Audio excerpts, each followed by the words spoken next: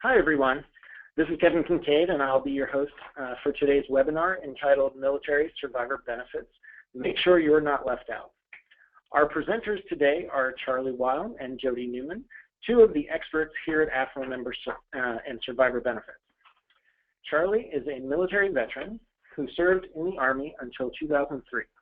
She is also a military spouse and has been active in several military-affiliated organizations. She joined AAFMAA in 2015 as the team leader of our Survivor Benefits team, where she currently directs the day-to-day operations of our Survivor Assistance representatives. Jodee joined AAFMAA 7 years ago. She received service officer training in VA benefits through the Disabled American Veterans, or DAV, and the National Veterans Legal Services Program.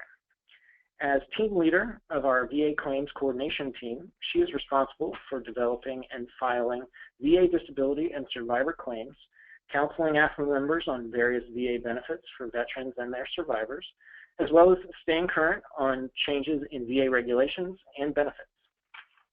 We have a few slides for you today, and we'll be talking for about 20 to 30 minutes. Throughout the presentation, we'll be trying to answer questions from the audience. You are on mute, so if you do have a question, please go ahead and type it into the questions block that you see on your screen, and you can do that at any time. And we'll as we go through, we're going to try and address some of those questions. Additionally, throughout the presentation, we're going to pause a couple of times, and just to keep things interactive and make sure you're still with us, by asking you to answer some simple questions in our polling function, and we'll share those results with you in real time, and that'll help us guide the presentation. One final note, I'd like to draw your attention to the handouts section of the webinar panel, where you'll find 5 reference documents, including the slides for today's presentation, and they've been prepared by our presenters, and we encourage you to download those and keep those as resources when you have questions in the future about military survivor benefits. So now a little bit about AAFMAA. While we know that a lot of you who are attending today are actually AAFMAA members, it's good to sort of reinforce this and make sure that everybody is always aware of all of the things that we do, who we are, what we stand for. So AAFMAA stands for American Armed Forces Mutual Aid Association, and is the longest standing not-for-profit financial solutions provider empowering military families. We accomplish this by being the premier provider of affordable life insurance, expert investment management, customized residential mortgages, and of course our exclusive survivor assistance services, which you'll hear a little bit about today. We do all of that for the military community, not for profit.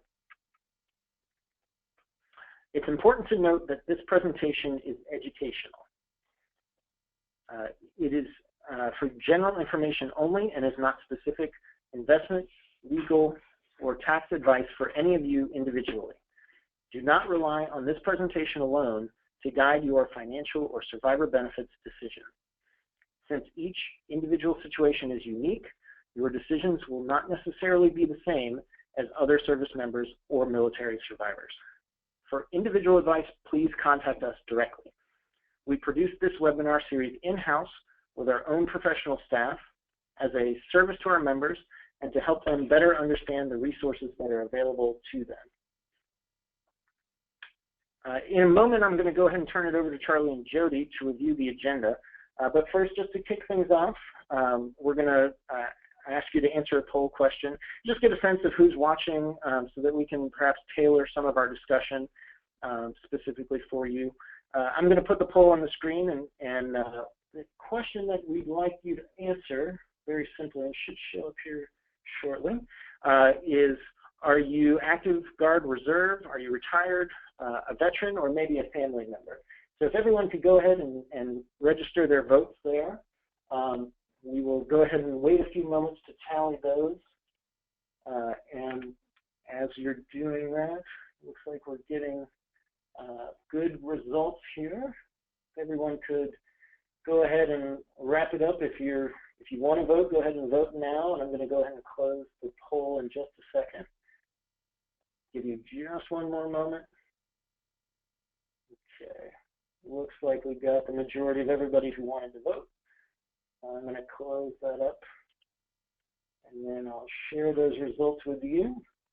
Well, as not too surprising, about 2% active Guard and Reserve, a large population of retirees, 78% retired, and then 7% veterans, and 13% family members. So great to have all of you here. We will take all of that into account as we sort of go through the presentation, and we look forward to providing that information for you.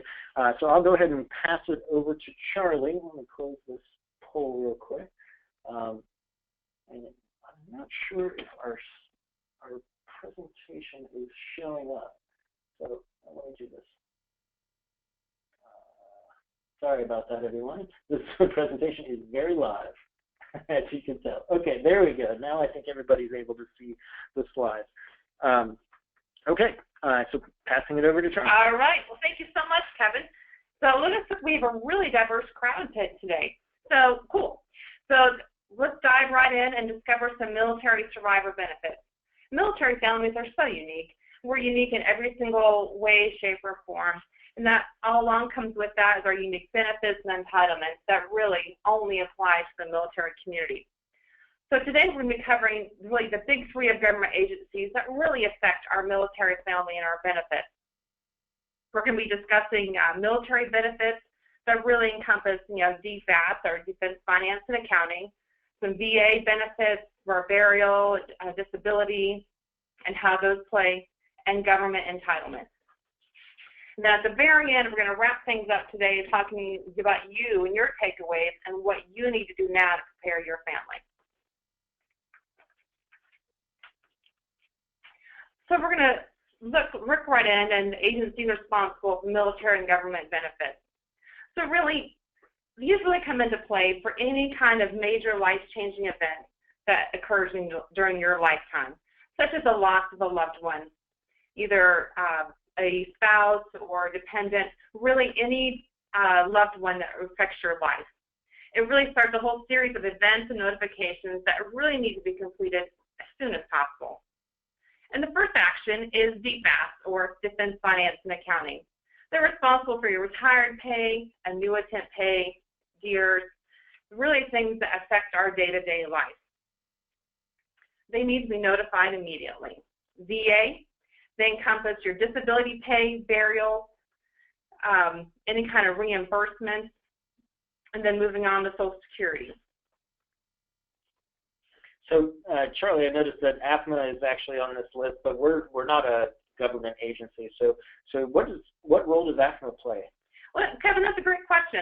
So if you're an AAFMAA member out there, you have the very distinct have AAFMAA on your side that you just need to call us whenever these major life event occurs. We'll advise you of actions and what agency and what role they play in your life. So really it just takes one call to AAFMAA, and that's why we're on this slide, because we really interact and we keep ourselves informed of all their rules, regulations, cost of living changes. We keep ourselves informed of all those so we can help our members ensure a very smooth transition through any kind of life event. Great. So first we're going to dive right into retired pay. So what happens to retired pay when we have a major life event such as the passing of a retiree specifically? Notification is really done best by telephone, and it needs to be done immediately. They do pay in arrears. So if one does not survive the whole month, a notification to DFAS has been made early enough, then the pay should not be deposited the following month. But if by chance, this event happens in the later end of the month, if payment is deposited the next month, just as a word of, just leave it there. DFAS will track it themselves and they'll take care of it with with a seamless transition. But so Charlie, what happens if a service member actually dies on the 15th? Well, Kevin, it's really any kind of death later between the 15th and the 30th that unfortunately DFAS will still retract those funds. But have no fear, because the named beneficiary can file for arrears of pay.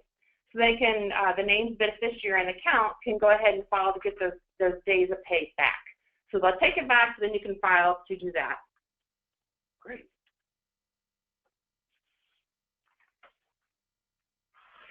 So what about SBP? So SBP is something that unfortunately is not going to start automatically. You have to file for it. Even though you've been paying into it and you have a named beneficiary, you do have to file for that. So it's good to plan ahead, and because once DFAS does receive the whole claim paperwork, it is going to take about 45 to 60 days for those monthly payments to start. And so we really advise all of our members to go ahead and set aside funds for that surviving spouse to plan for this break-in fund, so it's not so overwhelming, and they can make that smooth transition to the next phase of their life.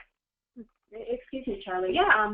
Since the benefits can take some time to get started, how fast can AAFMAA pay out that life insurance claim?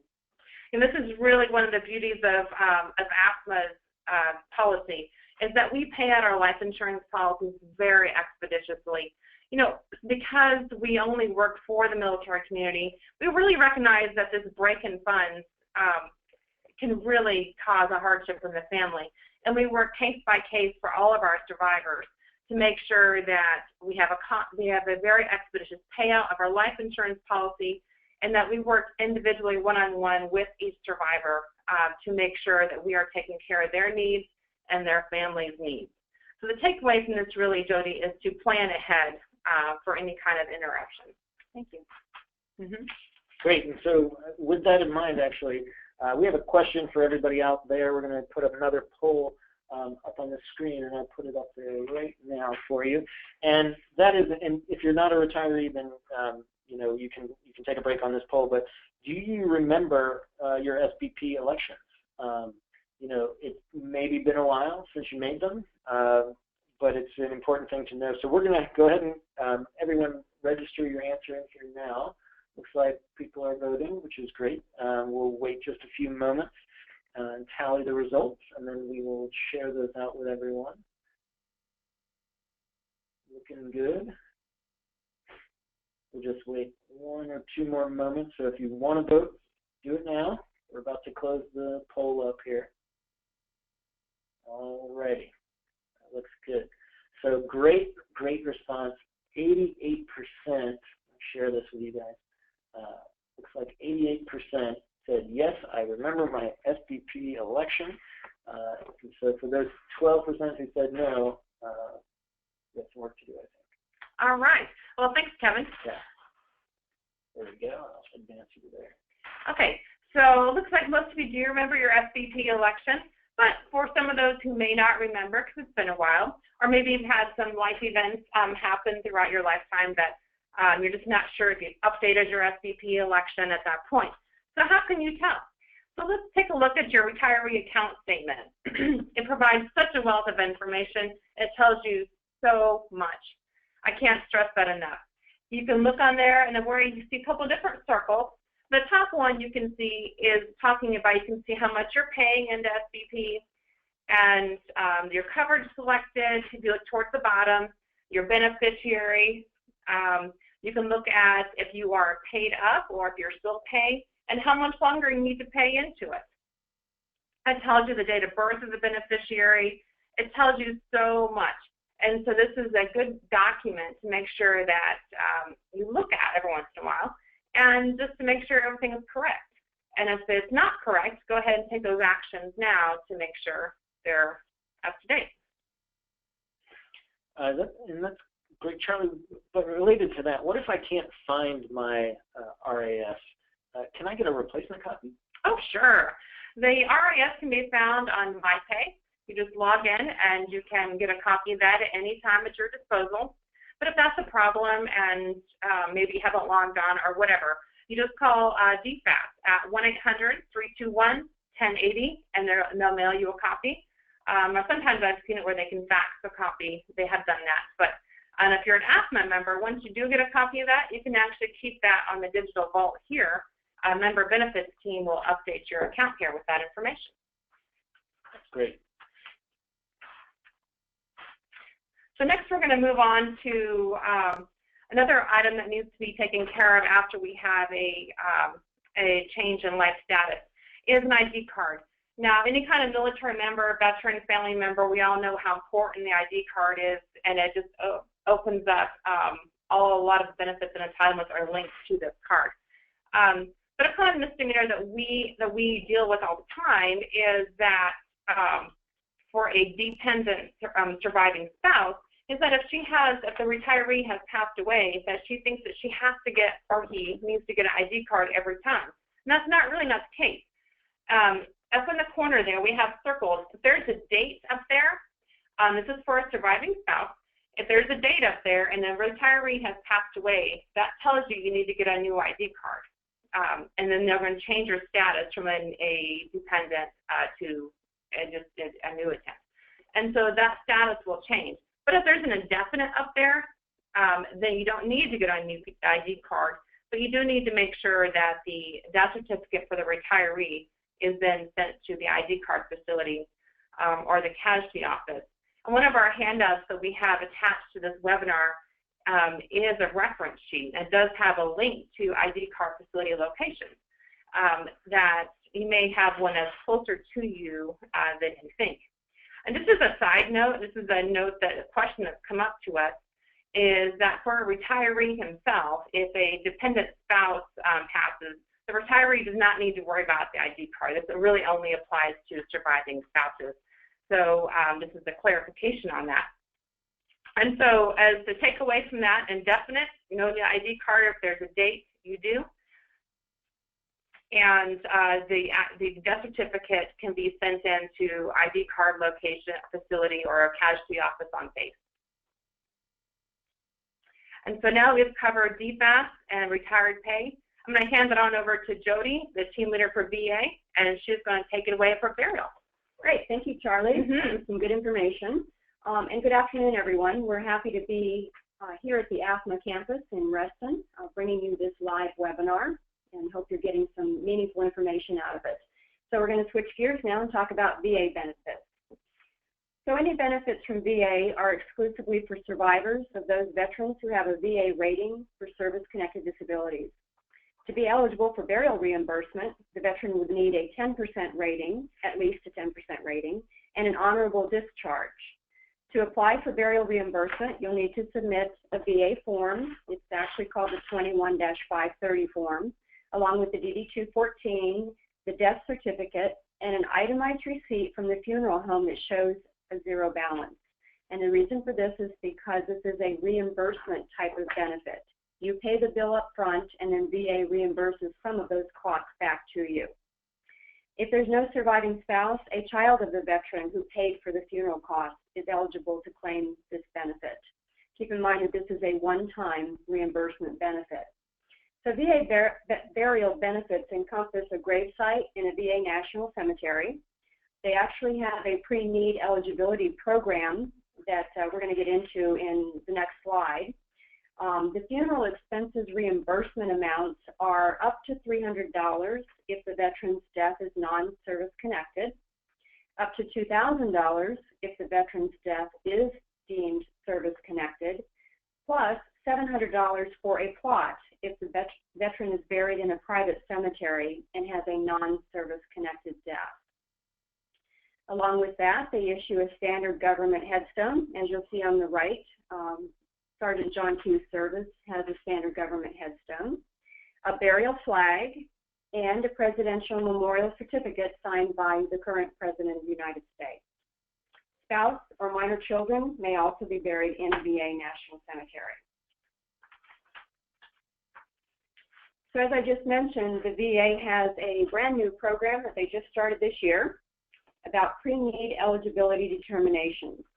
So if you would like to know if you're eligible to be buried in a VA National Cemetery, all you have to do is fill out the form. It's the VA Form 40-10007, and submit it via one of the channels we've listed, along with your DD-214. The VA will send you a notice of eligibility. They also will save these determinations in an electronic information system, which will expedite the burial process at the time of need. This is a written notice that also gets sent to you, so our suggestion is to keep it in a safe place, obviously. If you're an AAFMAA member, you can upload it to your digital vault. Keep in mind, this program does not include Arlington National Cemetery because that is run by the Department of the Army.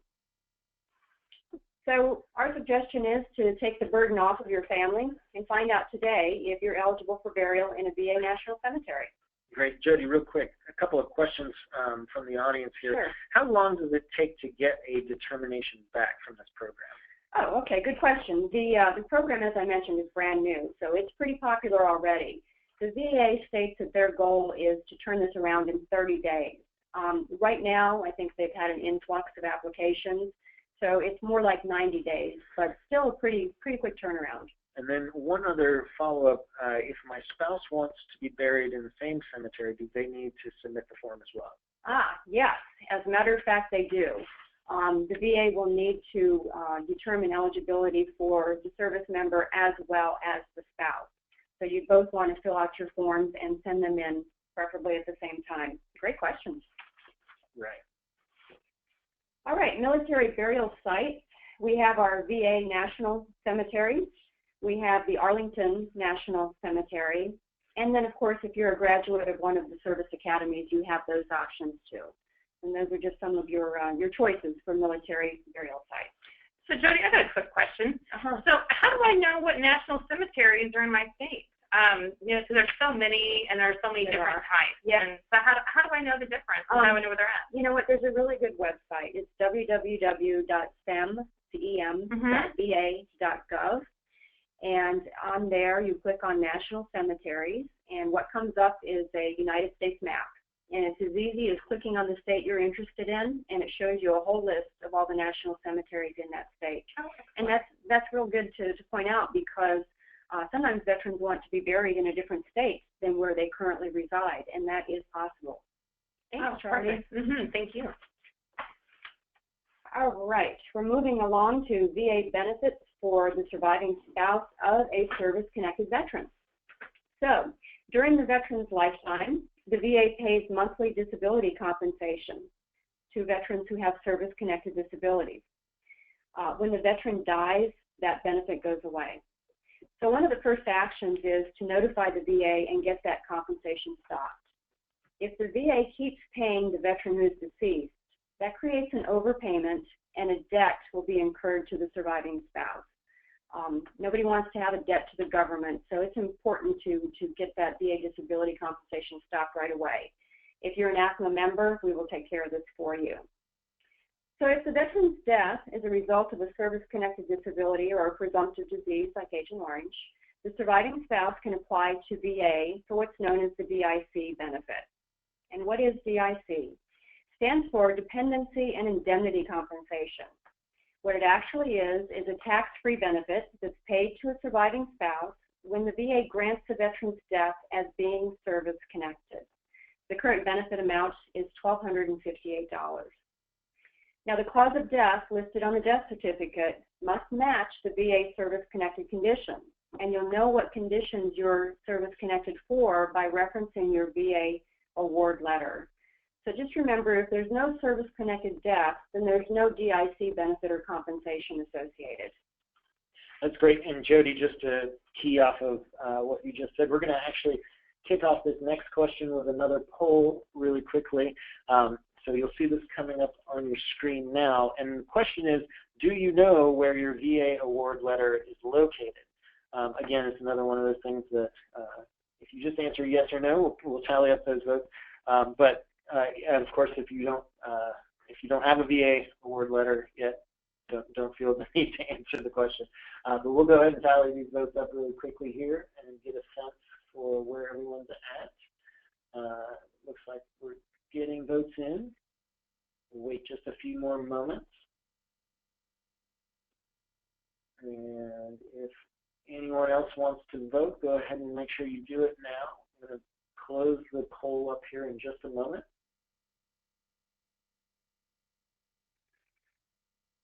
Alrighty, we're going to call that a poll. So not too shabby. It's looking like 70% of everyone said yes. I know where my letter is. 30% said no. Okay. Hide that up. All right. Well, that's good news for 70% of you, because you have in your possession a very important document. For the other 30% of you, we've got a little bit of work to do, but don't worry about that. At least you're here today. Yeah, Yeah, at least you're thinking about it today. So if you can't find your VA award letter, you can just call the VA. Their main number is 1-800-827-1000, and ask them to send you a copy of your most current VA award letter. They also have the ability to fax it to you, which will result in a faster process than sending out a letter by mail. If you're an AAFMAA member and you've worked with us on a VA claim before, we should have your award letter on file, and we have it for safekeeping here in our possession. I do want to clarify that the VA every year sends out what's called a summary letter, and they're chartered to do that every time a cost of living increase goes into effect and your benefit amount changes. So these summary letters have very limited information. They basically just say you're an 80% service-connected veteran, and the effective date is, such and such. This is not what we're talking about. We're talking about the actual award letter, like you see on the screen, that depicts the information about your service-connected disabilities, and that's the one that we're after. So the importance of this VA award letter, while the veteran is alive, is that these conditions could worsen, and a claim for increase may be in order. At the time of the veteran's death, these service-connected conditions are the key to being awarded a service-connected death, which opens up the survivor benefit for the surviving spouse. So in this example, you can see where Mr. John Q. Veteran has service-connected disabilities of hypertension and kidney disease. And moving forward, we will see Mr. John Q. Veteran's death certificate. And you will see that hypertension and kidney disease are listed as causes of his death. So when this happens, the surviving spouse will apply to the VA for the dependency indemnity compensation benefit. This benefit is monetary compensation from the VA, and we'll be exploring that a little bit more in the next slide. Okay, so Jodee? Yeah. I got a quick question. So for the cause of death, now, what about if a service-connected condition isn't the primary, but on the on the bottom part it says other? Yeah. So is it okay to have the service-connected condition on the other part? Actually, it is. The service-connected condition does not have to be the primary cause of death. It can be in the section labeled contributory causes. So as long as it is listed on that death certificate, we have good evidence to go forward with a DIC claim for a service-connected death. Okay, great. That's important. Thank you, Charlie. There is another way of being eligible for DIC, and that's commonly called the 10-year rule. If the veteran was rated 100% disabled continuously for the 10 years just prior to death, then DIC will be granted regardless of what's on that death certificate. It is an application process. Once again, the VA Form 21P-534EZ, and once you apply to the VA, they will see that the veteran was rated 100% for 10 years and automatically grant the benefit regardless of anything that's listed on the death certificate. Another important thing about this kind of eligibility is that it carries an increased benefit amount of $1,525 per month. Okay, we have talked about SBP, we've talked about DIC. So another ingredient here in our alphabet soup today is going to be SSIA, otherwise known as the Special Survivor Indemnity Allowance. The SSIA is paid to DIC recipients whose survivor benefit plan is being offset by their DIC compensation. The current benefit is $310 per month, taxable. The benefit has been extended to May of 2018, and the continuation of this benefit is dependent on action from Congress. This benefit started back in 2008. So, Jodee, just real quick, is this the widow tax that we always hear so much about? Ah, yeah, you're up on that. Let's explore that on the next slide, shall we?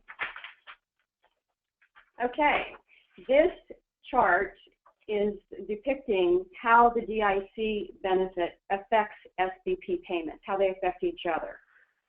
So we're going to follow this through here. So in the first scenario, on the left-hand side, the far left on our graph, this survivor is in receipt of the survivor benefit plan only.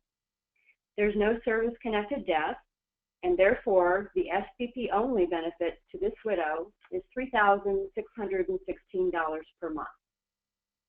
Okay. In the second scenario, in the middle, the red, that is a veteran who did not elect SBP for his spouse.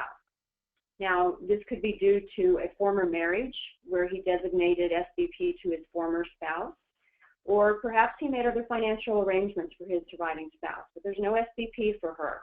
However, this veteran's death was service-connected.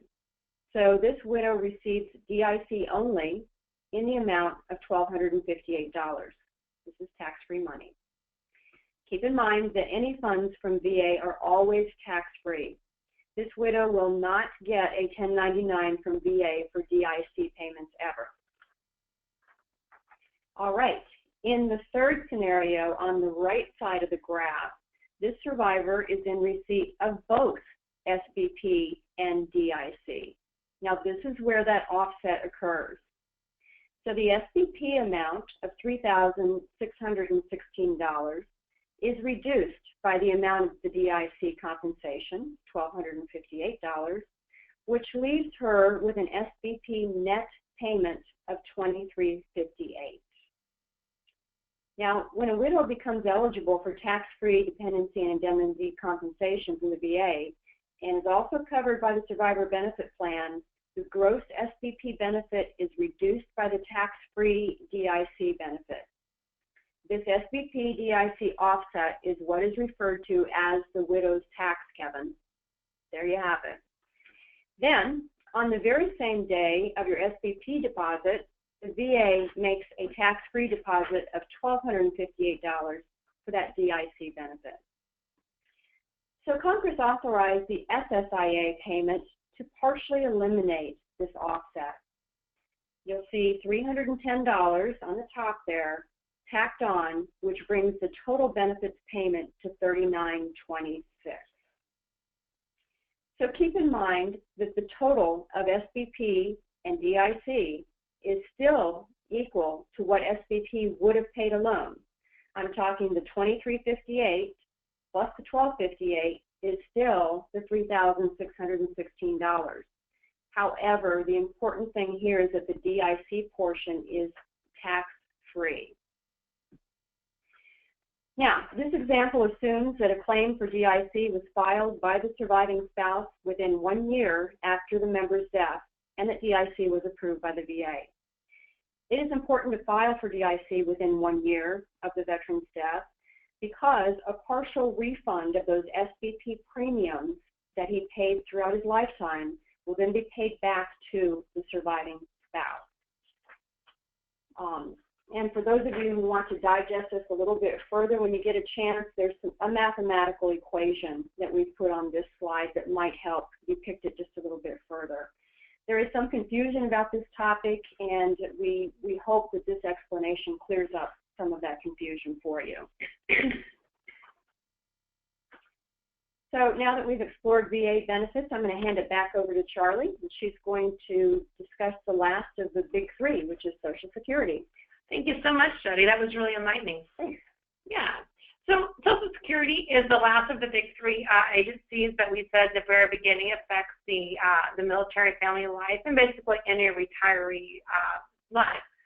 Now, Social Security is actually notified by the funeral home. They're required by law to make that notification for you and for the family. And if they don't talk about it when you first meet with the funeral home, it is maybe for peace of mind. Go ahead and bring that up, and just for peace of mind. Now, I do always recommend that you follow up with either a telephonic or in-office visit with Social Security after a loved one has passed, just to make sure that the benefits are correct and everything is up to date. So the survivor benefits be paid to the named beneficiary and to the surviving spouse, if that's the case. And they usually assume the higher amount. And they're just like DFAS, they also pay in arrears. And the death occurs the last day of the month, so the monthly benefit is still going to be paid. And then they're also going to give you a one-time payment of a burial amount for $255. So, you know, they're very similar, and they're paying arrears to other government agencies. So today we have discussed the DFAS, VA, Social Security, how they all kind of work together and their relationship and how they affect our military families. But what should you do now with this information? You've gathered all this. Preparation is so important to ensure a smooth transition for your family. And how are you going to prepare for that? Well, we've discussed different benefits available to you. So go ahead and gather those key essential documents. Your DD 214, we cannot stress enough. If that's applicable to you, make sure you know where it's at. And not only you, but your loved ones or your personal representative. Somebody knows where that document is at.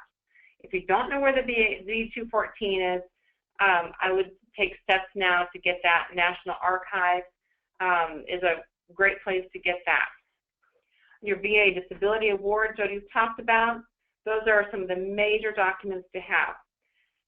Now, the one that people don't think about often is if you've had any kind of change in your lifetime of loved ones passing that could have been a beneficiary in your life insurance, go ahead and get those death certificates gathered together as well. If any kind of dependents that have been with you in your lifetime. And then also, take those and look at your life insurance beneficiary documents. Is your beneficiaries up to date? Did you make those changes when you had those changes in your life? Those will really make a smooth transition later on for your family. So the bottom line is prepare now for your family for later on. So Charlie, we've covered the lifetime of an AAFMAA member, how we assist while the veteran is alive with gathering and storing essential documents. We answer benefit questions, assist with VA disability claims. We counsel on actions and benefits to be taken if the veteran should predecease his or her spouse. Because as we know, preparation is key for an efficient death claim process. Once the veteran is passed, our survivor benefits team springs into action, paying out the insurance claim and applying for and ensuring that all eligible benefits are received. We love what we do, don't we? You know, Jodee, we sure do. We do love coming to work every day. And, you know, I can't think of any other company that really delivers the level of compassion, trust, and protection like AAFMAA does. We strive every day to ensure that one call to AAFMAA is all it takes. One call, that's all.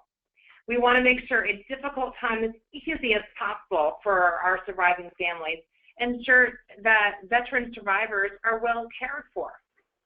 This is our absolute promise to our veterans, and we take it so seriously.